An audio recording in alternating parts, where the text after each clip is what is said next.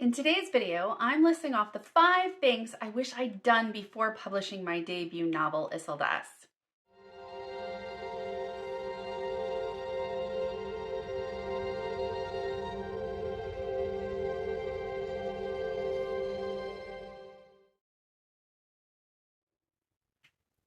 Hello and welcome. My name is Kimberly Grymes and I am a young adult science fiction and fantasy writer.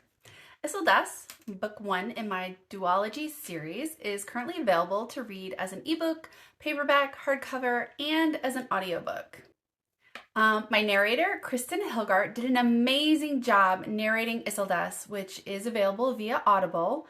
And if you don't have Audible, I will leave a free 30-day trial link in the description below. I've also published a short novella called The Red Umber Forest. It's a companion story and can be read before or after Isoldesse. I'm also on social media, mostly on Instagram. So if you want to hop on over to my page at kgrymes.writes, where I post content for both readers and writers. All of my videos include timestamps in the descriptions below because you know why you're here, so let's go ahead and jump right into today's video. It's been over a year since my book Isoldesse debuted. Reflecting back, there are some things I wish I had done differently. Specifically, I'm gonna go over 5 things with you. They're in no particular order, but the last one is kind of like one I really wish I did. Anyway, okay, jumping in. Number 1, create an author website. I did create my author website before I hit the publish button, but I feel like I should have done it a lot sooner than the 6 months before I published Isoldesse. Some may say, well, why create an author website when I don't even have any books to list on my site? Your author website is essentially the hub of your business. I know using the term business may not be what you think when you think of author, but self-publishing is like owning your own business. And every business needs a central place for people to learn about you, your books, and any other branches within your author brand. Like if you have any passive income that falls under the umbrella of your author brand. So yes, I did create an author website, but I do wish I had created it a lot sooner. Okay, number 2 on my list, create and grow my author's social media accounts. It's debatable to which one should be created first, the author website or the social media pages. I mean, technically you have to do both, but if you're wanting to do one before the other, in my opinion, I say build your author website. Again, your author website is your hub. It'll be the place you want to direct potential readers to go. From there, they can find all your social media pages and links. It's important to connect with readers, writers, and even people within the publishing industry through your social media pages. I actually started my author social media pages around the time I created my author website, which was 6 months prior to publishing Isoldesse. So, can you guess how many new followers and new people I reached to talk about my debut novel over those 6 months? Yeah, not many. Growing your social media the organic way takes time, a lot of time. And that was a year or 2 ago when the algorithm, the Instagram algorithm specifically, wasn't geared towards the bigger accounts or popular hashtags.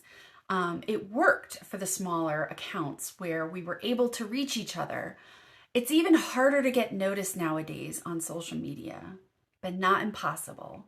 I highly recommend investing a good chunk of time and energy into growing your social media the organic way, unless you have money to spare on ads, paid reviews, or even a publicist. This brings me to number 3. I wish I had done a better job planning out my marketing strategy. Marketing a book is tough, and I knew this before I published my debut novel. But I didn't fully grasp the difficulties of marketing a book until I actually had to do it. So looking back now that I've actually had to market a book, I wish I had taken it a bit more seriously. I wish I had done more research instead of just thinking that I'll do signing events and be proactive on social media, and do some Amazon ads here and there, because marketing a book is so much more than that. Listen, marketing takes up more time than my actual writing. So this is something I wish I had prepared myself for. But again, you don't know how to prepare for something you've never experienced. I like to think that marketing a book has 4 stages. Stage 1, the writing stage, you do some light marketing in regards to the work in progress. Stage 2, your pre-launch stage, where you do marketing during your pre-launch. Stage 3, your launch day, which is your big release day marketing strategy. And then stage 4, afterwards. Each stage requires different strategies. So you want to plan accordingly for each. Otherwise, things get pretty stressful pretty fast. And this is something I learned over the past year. Stuff that I wish I thought more about before I published. Moving on, let's jump into number 4. I wish I had started an author newsletter way earlier than I did.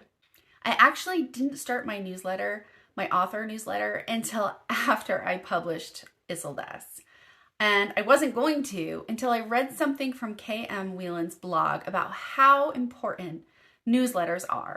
She pointed out that social media is owned by companies or people, and at any time, if they wanted to, they can shut it down or turn off the platform, which leaves authors without a way to connect to those followers.